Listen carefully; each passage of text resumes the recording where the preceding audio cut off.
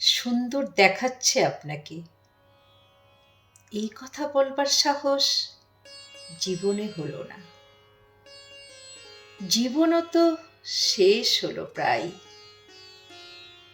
কত আগে থেকে চিনতাম ভালো লাগতো আপনাকে, একবারও বলিনি, আজও লাগলো।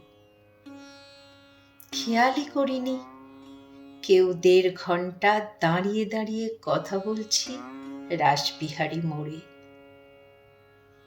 বাইরের লোকের মুখে কতদিন পরে শুনলেন বাড়ির পুরনো ডাকনাম। আপনার অবাক হওয়া, ছেলে মানুষের মতো খুশি হওয়া দেখে ভালো লাগলো, ভালো লাগতো। আপনার মতো ভালো কাউকেই লাগেনি।